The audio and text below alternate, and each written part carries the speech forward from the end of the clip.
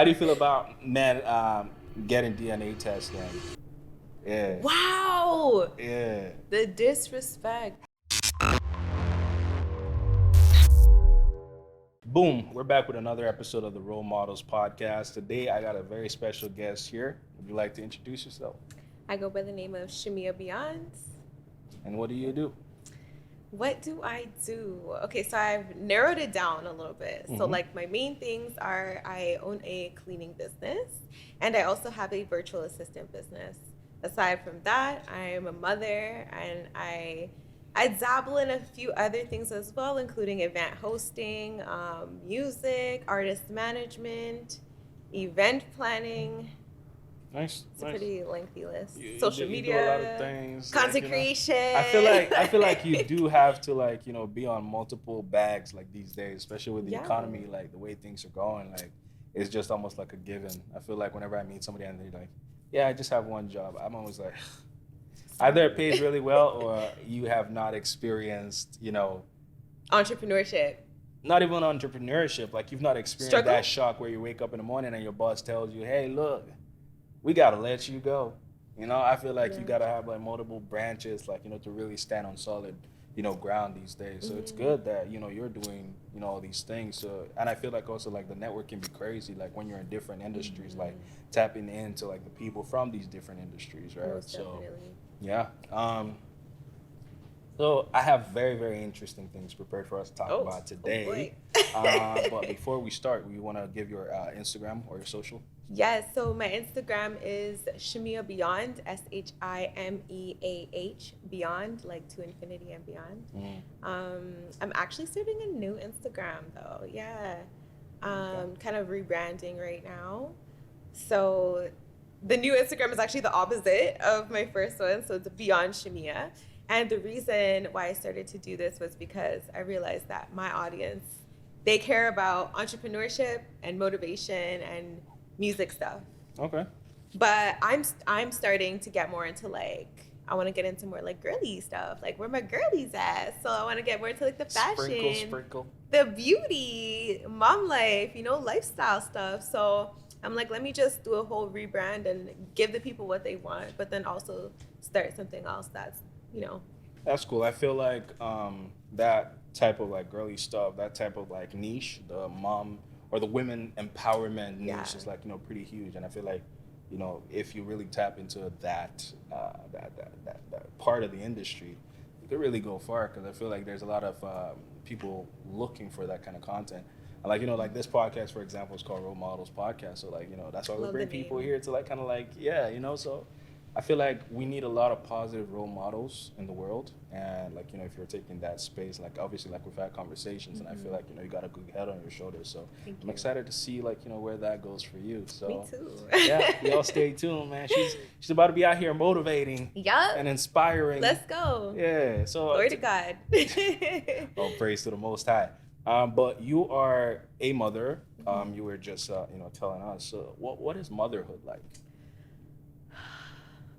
Chaos. Yeah, but it's like a beautiful chaos. Okay. So I have 3 kids now. One of which is my biological daughter. But they're all my kids, at the end of the day. But I took in her siblings. So I have an 11-year-old, a 7-year-old, and a 4-year-old. The 4-year-old is my biological daughter. And they turn up. They are lit. So it's a lot of personalities. But I love it. It's so cool. It's like when you just have one, and it was just my daughter and I, it's like, okay, cool. It could be chill. Sometimes having 3, it's like, it's never chill. So it's always different. There's always something going. Went from 1 swimming lesson to 3, everything times 2 more. So yeah. Exactly. Whole lot of money being spent. Yeah. Kids are expensive, man. They are, especially when you're like me too. Not just like me, because I know there's other moms and parents out there like that too. But I like them to be in extracurricular things. I like them to present well, and I think that the extracurriculars are definitely important for growth. No, that's good. That's good.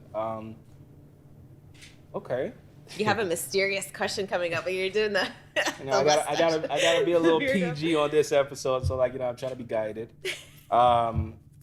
What do you think is a mistake that a lot of parents make, like in raising children these days? Because I feel like raising kids these days it's a bit tougher than like it has ever been, like in terms of like just the influence that's out there, the internet, social media. So what do you think, like are mistakes that parents? I think that like we're humans, so everyone is gonna make mistakes, including parents. Like I'm sure like I don't do everything perfectly, like definitely not.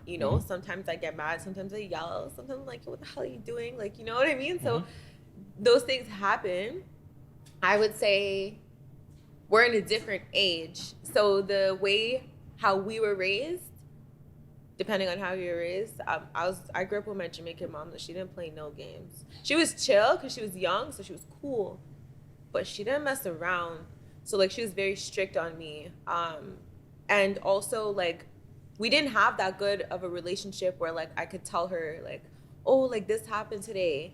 And so I guess where I'm going with this is the mistake that I would say that's made is like being not too firm, but creating a barrier. Like when you're just like, okay, like discipline. I think it's important to not be your kid's friend, but make it so that there's an open like a relationship where you guys can communicate about different things, right? Because otherwise your kid's not going to tell you anything, True. And I want to know all the business. Like I want to know about what's happening at school today, like I want to know. And so there's some things, if I was a father, I would not want to know, man. I want to know everything. I want to know everything, because maybe I might be mad that like you did that, but at least like I can like kind of guide you through the things that you're experiencing, as opposed to like I found like myself like, yo, shout out to my mom though, like she really held it down, but like there were certain things where I'm like, I'm not gonna tell my mom that, like what? I'm not doing that, like I'm gonna just figure this out. But there were times where I'm like, oh, like I wish that there was somebody that I could have had to like help me through those things, you know what I mean? So yeah, I would say like just be a parent, obviously do your thing, discipline, yes, for sure, but also like it's a different age, so let's break it down. Like we gotta be a little bit more softer, a little bit more gentle. I'm working on it too, because sometimes it can be a little rough, but just a little bit. I gotta have my little soft moments and really like explaining things, because so many times we'd be like, don't ask me questions, like don't ask me nothing. Then I think about it, I'm like, no, let me actually explain though, because then you're gonna understand better. You know what I mean? True. I feel like that is an important part of discipline. Like if a kid does something wrong, they got to understand like why it is they're being punished, or why it is that you're mad at them. Because I grew up in a different type of like dynamic, which is pretty much similar to bust my ass. It's similar to like the Caribbean, but I feel like African parents are a little bit more strict, like and there's a lot of things that you can't talk about to an African parent, like a lot of things. So it's like a lot of things like you got to figure out yourself or with your peers, you know what I mean? So it's like growing up, like I happen to have like semi-cool parents. So it's like they were strict, but at the same time, like there was never really nothing that I could not talk to them about, except obviously like sexual stuff, or like like I told my mom, like when I got my first girlfriend, I was like, hey mom, like I've been talking to this girl, I have a girl, and she was like, who? What do you mean you have it? Shout out to my mom though. Like no, that was crazy for me, like because like I was always like from a young age, like girls always gravitated to me because I just had like cool energy, and like saying you're a sweeter man. Yeah, okay. I do not confess to anything, but what I'm saying is like my parents were cool enough for like they didn't whoop my ass over like me having a girlfriend, but my mom was like, nah, like focus on your stuff. That's the number one thing, an African parent, Nigerian parent. Focus on your studies. Don't be focused, women. But like I was able to do both. Yeah. We out here. I was able to do, because I'm a multi-talented multitasker. You know what I mean? So yeah, but it was way different. Like Nigerian parents are a lot more strict than like Canadian parents, or like parents in the U.S. like parents in the West generally. So it's like even like going out, like I wasn't really allowed to go nowhere. Like it's like, you're going to school, you're going to church, you come back home. Yeah.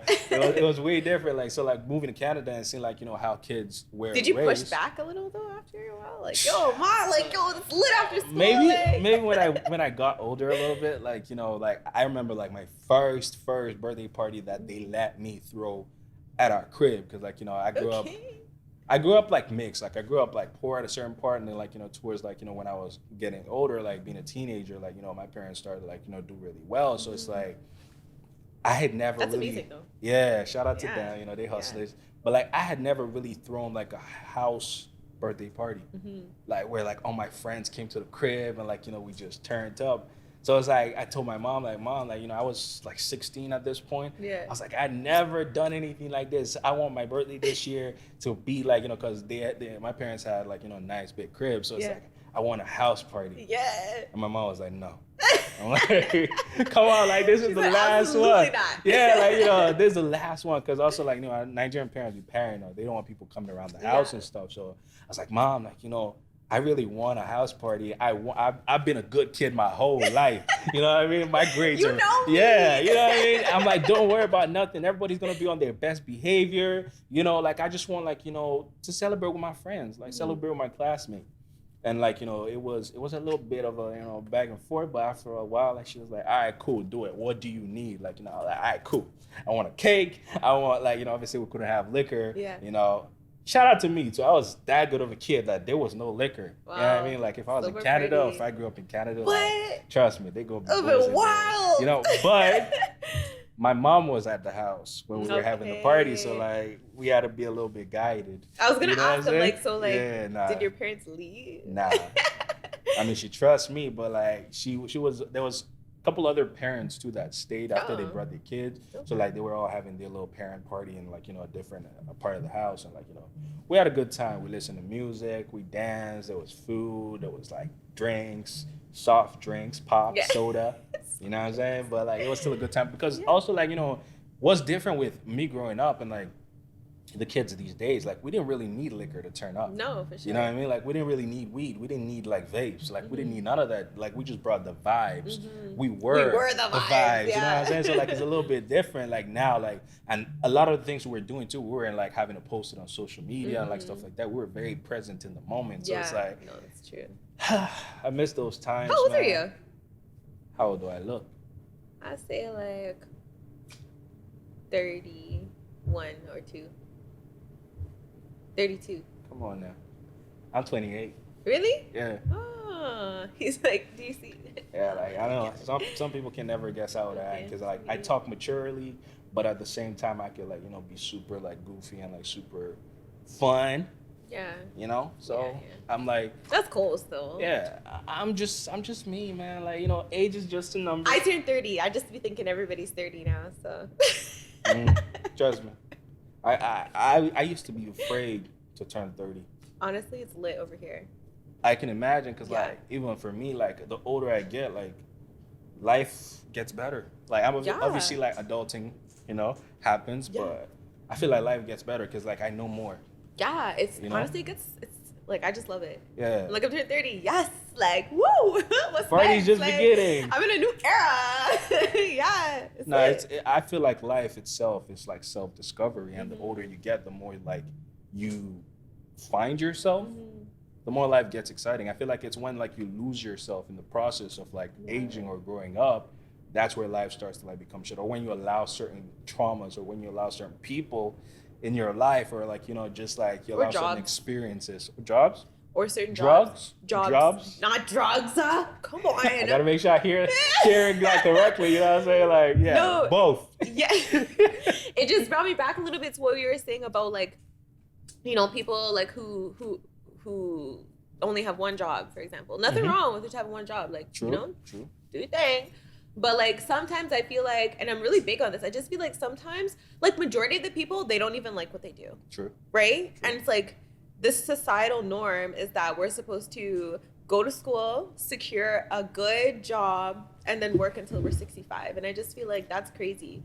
And so like, You know, I feel like a lot of people, even myself included, was like, okay, we got to work really hard. And like, yeah, you do have to work really hard to be who you want to be. But also we're on a journey in self-discovery where it's like, yeah, I mean, get the dollars, do what you got to do. But like, who do you want to be? Right? Like, who are you? What do you like? What is your passion? What is your purpose? And like, I feel like as you get older, you get a little bit closer to figuring out what that purpose is and living more in that purpose. Maybe that job was not your purpose. You know what I mean? No, definitely. I don't feel like most jobs are anybody's purpose. Like, you just do that to pay the bills. You do that to be able to afford the lifestyle that you want. It's not the only way. Like, especially, like, I feel like we're in a time right now where, like, it's easier to find people that are going their own way. Like, people that are, like, breaking out of the societal construct. I think so, too. There was a lot of, like, because people had time to really sit down and, like, you know, damn, like, the world really trying to end right now. Like, I didn't even do shit that I wanted to do yet. Like, or like, you know, damn, like, I'm just stuck at home. Like, people started to really realize, like, okay, like, damn, I've never really sat with myself. I went from school, from graduate degree to like going straight to the job. I always had to figure out what's next, doing the next thing. But now it's like all just like peace and calm and a little slight fear of maybe I'm gonna die. But like, you know, like everybody is starting to like really figure out who they are.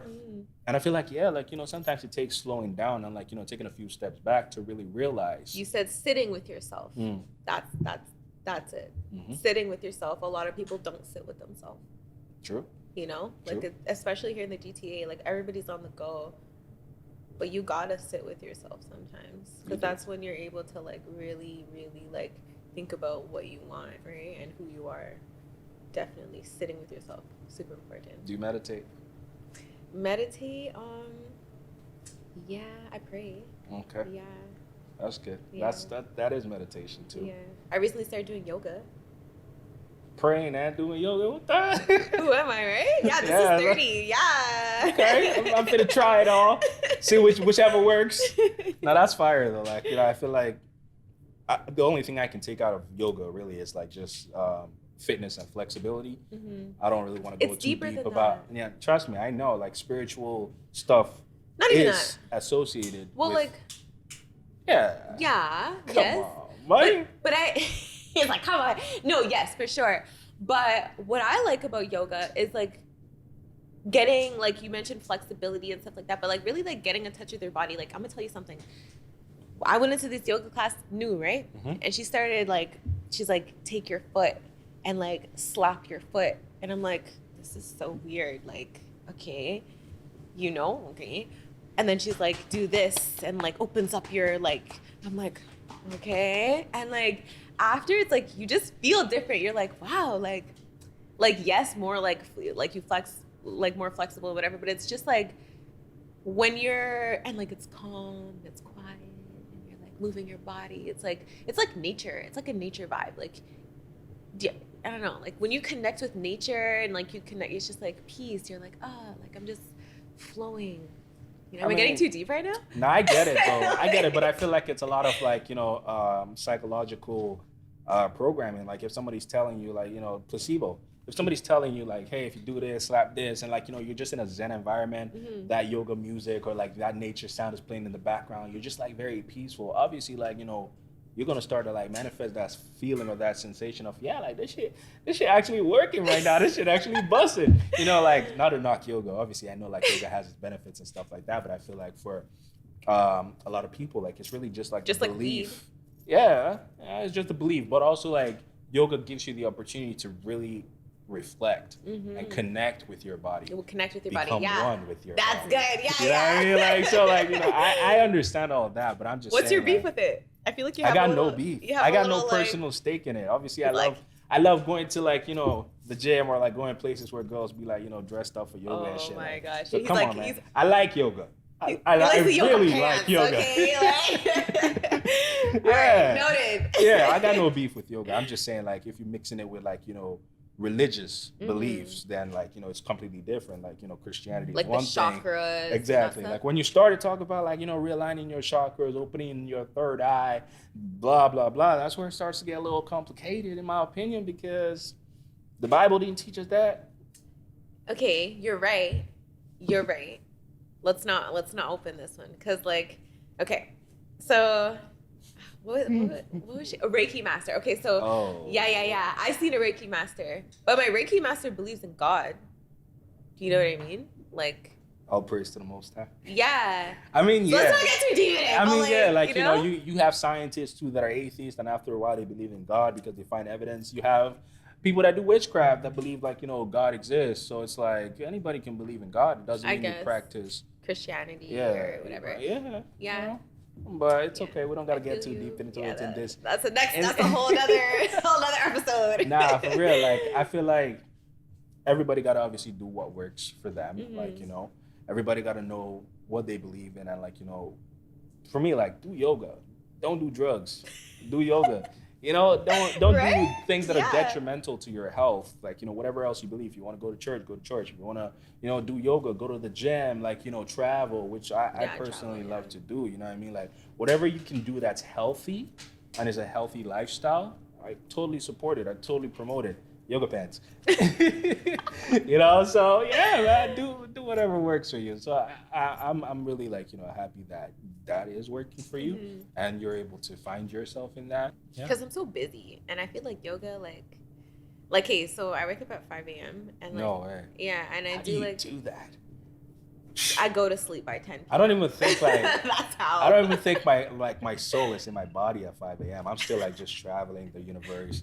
It's like, it takes a little bit. Like, at first, you're like, snooze.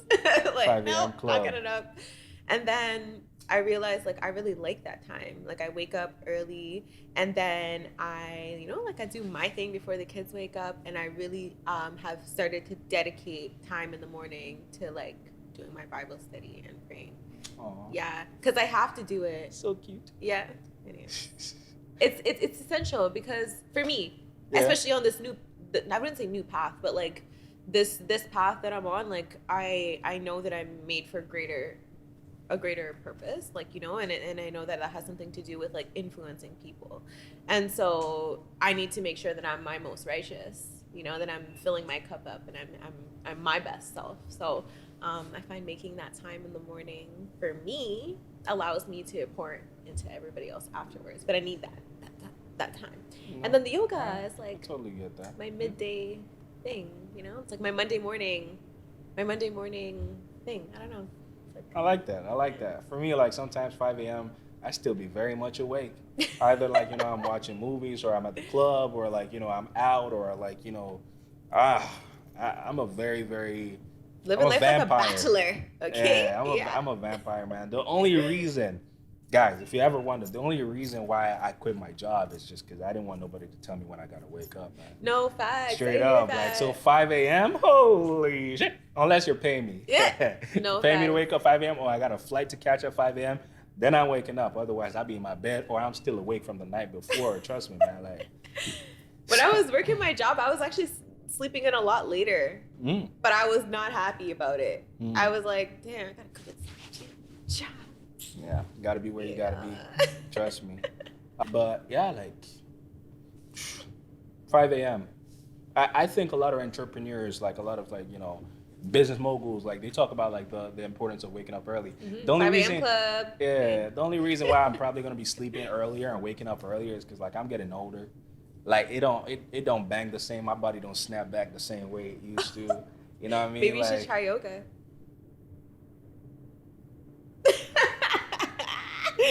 Right? Like, I mean, I'll attend the class, just not to.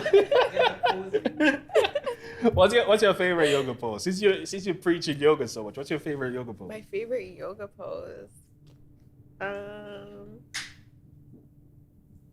I don't know all the names and stuff. Like, I just... Baby yoga. She just started. Yeah, I just started. I maybe did, like, 3 classes. Oh, okay. Yeah. Cool. Like, I don't know the names, but I would say the tree. Maybe you have to, like... Gotta, like... That looks like a fighting pose. Like, you're trying to do some Tai Chi or something. Jackie Chan, Snake in the Monkey Shadow. What the... Because it's a little bit of a challenge, right? And you're like, all right. It's balance, right? Yeah. Stability. Yeah, so I like it. It's like, okay, cool. I'm like, how long can I do? I'm looking at everyone else. I'm like, I'm going to stay the longest. You know, maybe I'll get a little competitive, but I'm like, oh, like the longer that I could do it, I don't know. Anyways, I like that one. That's fine. For me, like, you know, I can tell what your favorite things to do in the morning are, but for me, like, my favorite part about waking up. Say it like that? My favorite part about waking up in the morning, if I do wake up in the morning, is coffee.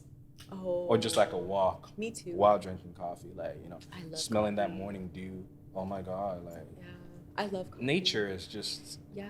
Nature is amazing. I might start adding like a morning run into it. I feel like that would be so good. Fire. But the thing is, I don't like creatures in the like, you know, when it's dark outside a little bit, and then the crickets. No, creatures. Like what? Like raccoons and stuff. They be outside at those times. I'm not really into that.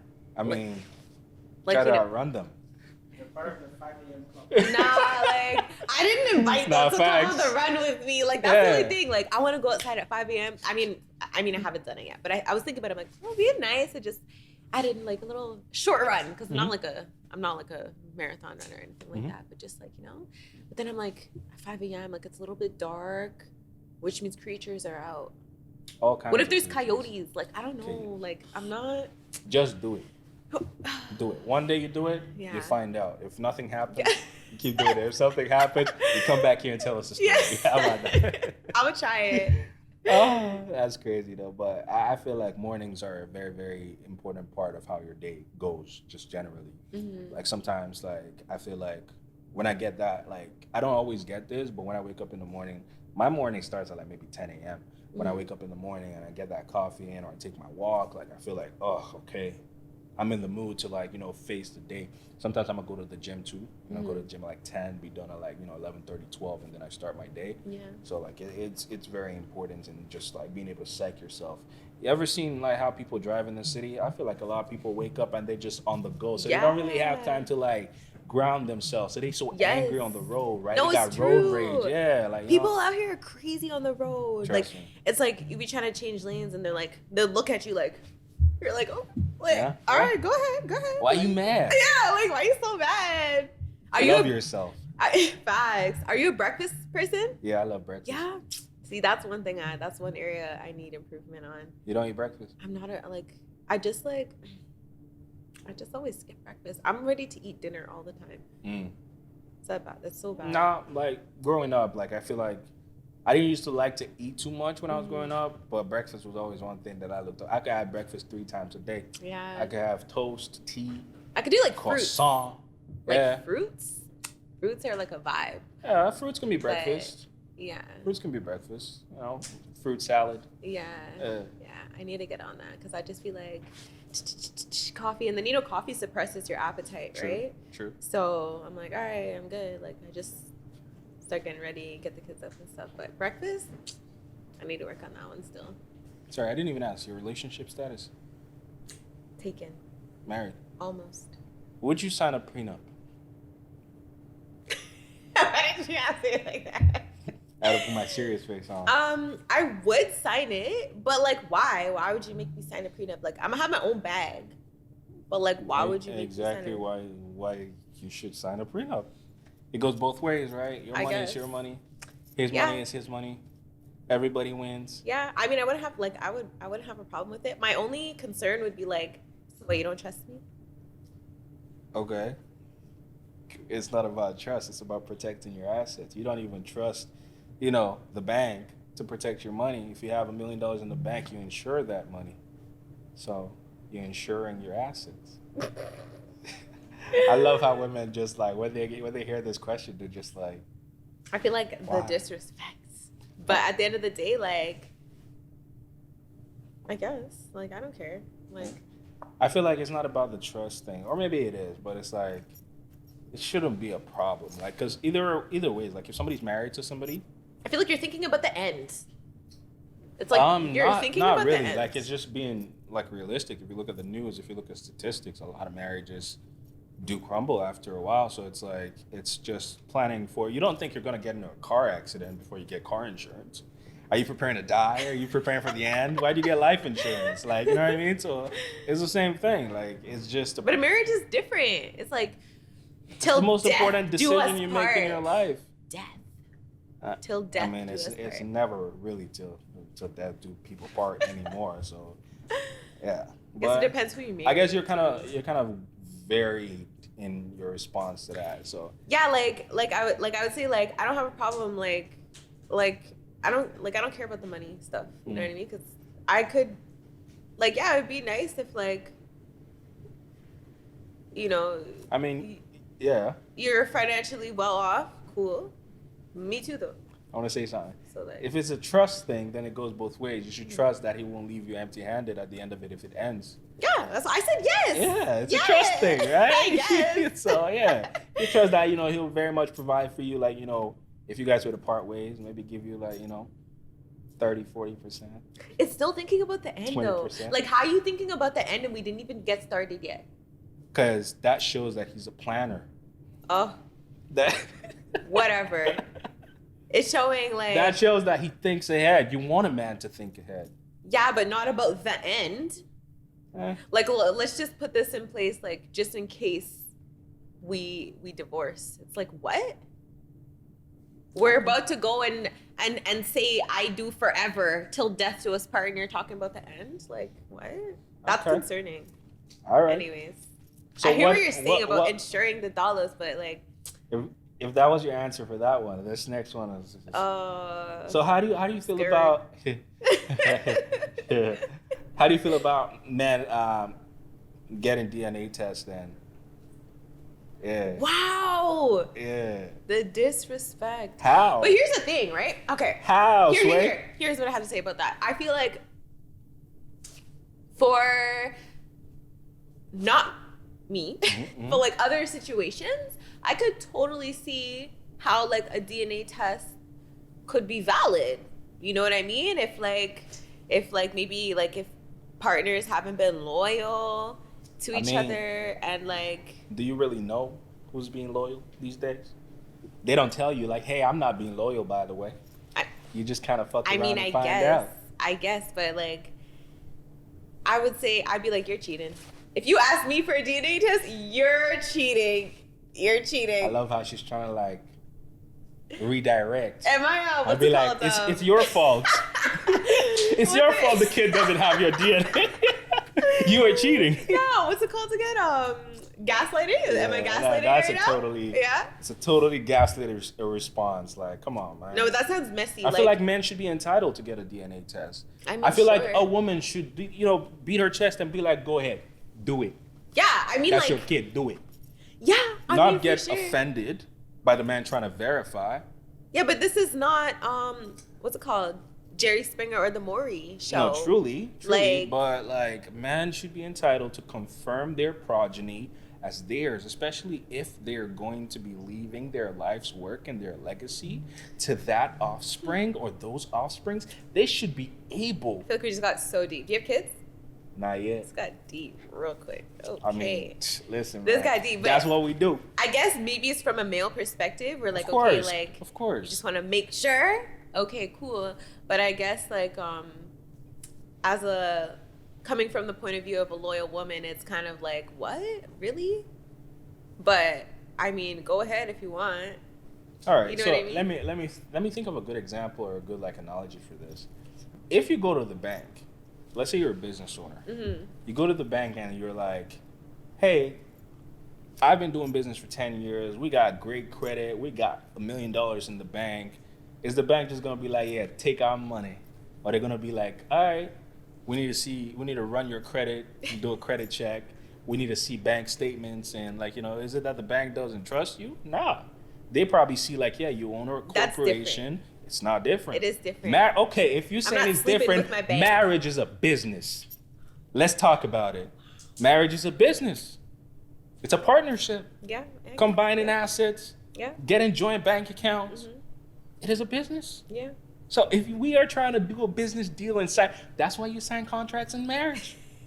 If we're trying to be signing all these contracts, why can't I do verification? I mean, I guess you can. Like, I guess, like, he's entitled to get the DNA test, but it's like, wow, really? But, like, that's all right, how cool. you feel? Do it. Yeah. That's how you feel, yeah, right? It's more like that. It's more like, wow, really? That's how you feel? Okay, cool. But, like, do what you got to do, Hey, man, there's trust, and then there's proof. Trust me. Guys, get that DNA test. Don't say I never told you nothing. Okay, you're wild. I think that's what's happening here. I mean, is that so controversial though? A lot of niggas waking up 10, 20 years later, finding out their kid is not their kid. What about them? I speak for them. What about their choices? Their choices? Yeah. In that what? They made. Picking the mother of the children, or maybe picking the mother? Yes. You know, like, I think that has a big... Again, gaslighting. Oh, Blaming the man for bad choices when he was just trying to love and he was just trying to open up himself, you know, to the woman and, like, you know, start a family with pure intentions. And it's okay. She was just a low-key hoe. It's okay. She was hoeing on the low. Nah, listen, man, I just feel like I'm a businessman. And when I do business, I like to confirm and, like, you know, I like to... So when you get into a relationship, are you like, all right, I need a credit report. I need to have all the credit reports so that I can see what your credit score is. Because if we're getting into, I need to know everything. Okay, so I need your credit, which is, I feel like this is actually valid if you're getting married, you know? It is very like, valid. In a relationship, it's like, all right, I need your credit report. I need but I'm talking about, like, relationship, like you're just getting to know the person. You know? I don't think like in the beginning, but, like, if you know, like, it's gonna be serious, I feel marriage. Like these are not even just for marriage. Like, if you know you're gonna be, like, a long-term partner, like, you're gonna be combining your lives together. You're gonna be wanting to get apartments together or buy property together. Like, I feel like it's very important to disclose, because you don't want to be at that bank or you don't want to be at that credit bureau, like, you know, that office, be like, yeah, we trying to get a mortgage, and then they run his credit, and all of a sudden it's like it's looking like y'all not buying that house. You know what I'm saying? So it's like, I feel like that's something that should be disclosed. As I was saying it, I was like, it's kind of valid, actually. Yeah. I don't get why people are so, like, closed off. Like, a relationship and a marriage is about combining both people. Like, for example, I'm from Nigeria. Imagine, like, getting married to somebody from Spain. Different cultures, different backgrounds, different upbringing, different mentalities. Yeah. And we're combining these two things together, and we're not open to sharing everything, like our ideas, but we want to share money, but we want to share our bed. We want to share our genetics to have a kid. We want to exchange rings and get married. But when it comes to certain things, you can't see that. I feel like that's valid. I feel like hiding things and keeping things a secret is like, that shouldn't be a thing. I think openness is very important. Clear communication is definitely important. Very. But, like, a DNA test is, like, you know, like I said before, like, all right, do it, but, like, you just don't feel a little bit salty about it, aren't you? Yeah, but, like, do it. It's like, you don't trust me, babe? But do it if you got to, you know? Yeah. Okay. Are you a feminist? Define feminist. Give me the definition of your perspective. What a you feminist define is. feminism. No, I asked you first. I asked you second. I think feminism is, you know, a movement that, you know, talks about the equality of women, you know, and it champions the cause that women should be treated fairly and equally, you know, as their counterparts, which happen to be men. Okay. I don't think. Is there another definition? No, I just wanted to hear, like, what your point of view was on that. Do I feel like I'm a feminist? Like, no, I don't think. Like, I feel like no, like, you know, like I stand strongly for our women, yes, but I don't think I'm out here like, women are equal. Like, I don't. Do you think men and women are equal? Hot seat. Do I think men and women are equal? I think no. I think a man will never know what it's like to be a woman, and a woman will never understand what it's like to be a man. Are you sure? Yes. People can transition now. Yeah, it's not the same. Oh. Okay. What do you think about that? Well, I'm Nigerian. That answers the question. Yeah, pretty much. Yeah, pretty much. I got you. Okay. We've had a lot of very interesting conversations so far. Yeah. I'm happy with the flow of, you know. I think you were kind of spicy. Nah, you know, I don't want to put you in the spot like that. You know, I'm trying to be mellow. You know, be a little chill today. Okay. So let's talk about your business. Let's talk about your businesses. Yeah. Tell me, like, what made you want to be an entrepreneur? What made you want to become, because like being an entrepreneur is hard. A lot of people don't even like know unless you know. If you know, you know, type shit. Like, it's different. Especially when you're juggling multiple businesses, I feel like it gets even more complicated and more complex. And you got to wear all these many hats, and you got to build these things from scratch. Because getting the job, you're pretty much going to somebody else's business that already established the processes, the profitability of it, like did all the work, and going in there to like, you know, add value, you know, to what they got structured. But as a business owner, a lot of times, like, you're pretty much starting from scratch. So No, what was that decision like for you? At what point did you think, hey, I want to start my own business? So I'm born in Ottawa, right? My grandma, she lives in Mississauga. She's lived there pretty much like my whole entire existence that I can remember. And she lives right off of Mississauga Road. You know Mississauga Road, right? Yeah. So every time I'm at my grandma's house and I go down Mississauga Road, Damn big houses. I'm like, yo, like, You got mansions up in here. yeah. I'm like, this is wild. And like, you know, I always felt like, yeah, I'm gonna have a house like that. Cause why not? And then as I got older, I was like, I'm not gonna get a house like that by working 9 to 5 or working like at a set wage of like it doesn't matter what my field of study is. I feel actually, okay, let me rephrase that, because there are people who do have jobs that do pay very well. So let me take that back. But I just felt like for myself, I'm like, I feel like you had to be a business owner. You have to do something. You have to be like, you have to create something. You have to like build something to be able to like live in a house like this. That was just like my mindset. And then as I got older, I went back to Ottawa. I finished high school in Ottawa. I moved back to Mississauga, and I was staying with my grandma. So that was in 2015. And my mindset was completely different. I was always like a workaholic. Like as soon as I was able to work, I was working. I worked at, my first job was at McDonald's. And then I started working at Foot Locker. So I worked at Foot Locker for like 6 years. I transferred from Ottawa to Mississauga to work at Foot Locker. And I'm like, okay, cool. Like, cool. But like, this is not it for me. I know that. So I went back to school and everything like that. And I'm like, okay, cool. I ended up working for, I took community and justice service. So I worked in my field for a couple of years too. But I was just like, I have to be a business owner. I'm like, I didn't even know what my business idea was or what it was that I wanted to do in the realm of business. I just knew that I wanted to be a business owner of some sort, right? Or I always felt like I had like a thing about me, like a thing where I'm just made to be in like the public eye, or like, you know, like, I don't know. And I watch Love and Hip Hop, and like, you see the, like, their truck picks them up out front. Like, I'm like, I just know that that's supposed to be my life. Like, I'm supposed to live a life of luxury. She's trying to be famous, y'all. Yeah, it's like, but it's not even like I'm trying to be. I feel like it's just gonna happen naturally. Yeah. And I don't know. I'm not even sure exactly how. You know what? I feel like this is Cinderella's fault.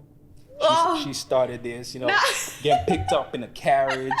You know what I mean? That fairy tale, and everybody's like, well, girls' mindset, getting picked up in a nice car. No, do you know what I think? Living that nice castle. You know what I mean? But do you know what I think? I think we deserve it. And I think that if you sprinkle. if you feel like you don't deserve it, you're not gonna get it.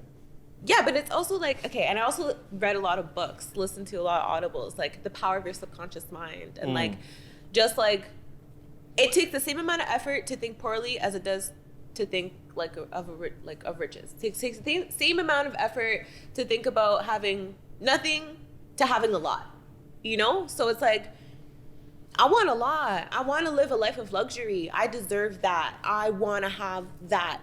Yes, I want to have that. And so, go queen, manifest. I'm like, I want to have that. And then so fast forward, like when I had my daughter, was the first time in my life where I was able to just like not be working all the time. You know, like before her, I was working like maybe like, I think at a certain point I was working like 4 jobs, like all day, every day. Like if there's a shift, I'll take it. I'm not doing anything. What am I gonna, like, I'm gonna take it. I'm gonna make the money. Like, I want the money, you know? And I was just like, yeah, but it's like, okay, I want to start a business. I don't know what my business is going to be. How am I going to even start this business? Because it takes like an investment. Like I always thought like in order to start a business, you have to have a lot of money so that you can invest in the business. Like my entrepreneur game in 2015 till like 2018, 19 was like weak as fuck. Like I didn't know nothing. Like I just knew like business owners are where it's at. I want to be one of those, you know? And then, yeah, so 2020, I had my daughter, and then I was home for a year, and I was just like, and a year before that, I was kind of living my life. I was kind of living my life, you know? I was like, you know, like, living life. I was living life. And I was like, this is nice. This is nice. Like, this is what it's like to not have to wake up and go to work and work all day, every day. Like, this is nice. And then, yeah, so then after I had my daughter, I'm like, okay, I'm going to start a lash business, you know? So I just invested in a bunch of lashes. I'm like, girls love lashes. People are always talking about lash this. Everybody has their lashes on. I'm like, I'm going to buy a big pack. So I just bought a bunch of lashes. I had no idea what I was doing. I took a lash course too because I'm like, all right, let me learn how to do lashes. I have no interest in that stuff. You see me wearing lashes now, but I didn't wear lashes. I didn't know nothing about, I still rarely wear lashes. Like I'm not really into like that kind of stuff, you know? But I know a lot of girls are. So I seen Prophett.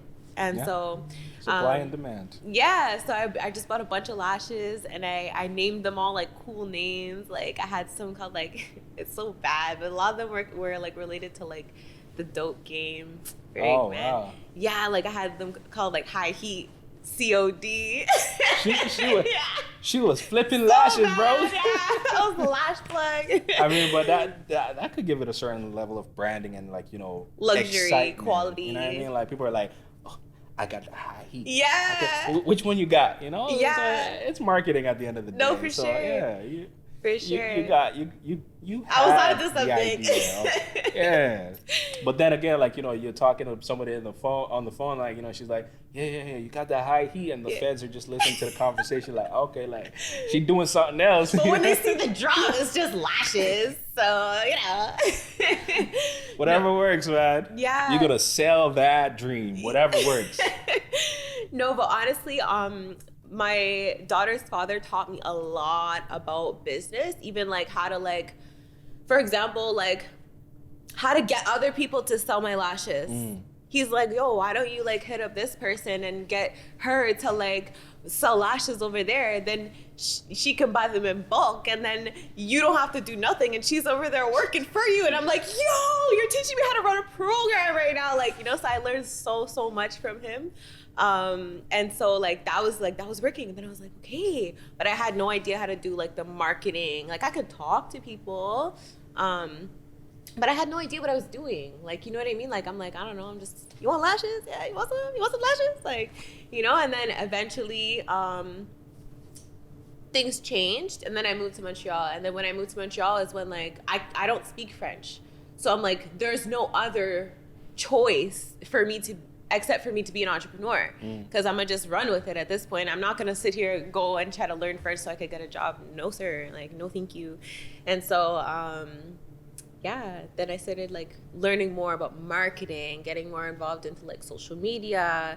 I actually did network marketing as well, which was like a huge help to like me as a businesswoman and an entrepreneur. Like that opened up so many different realms of my life that I didn't even know I was like skilled at, like naturally skilled at. And like, you know what I mean? So I'm like, okay, I started like going to events, talking to people. I was the type of person where like I go somewhere and I'm like, and then if someone talks to me, like I'll have my drink, you know. Stush. Yeah, but then if someone talks to me, like I'll talk back. Oh, okay. But I changed my ways and I started to be more like, hey, what's up? How are you? Like, you know, and that once I started to be more open to like networking, connecting with people, game changer.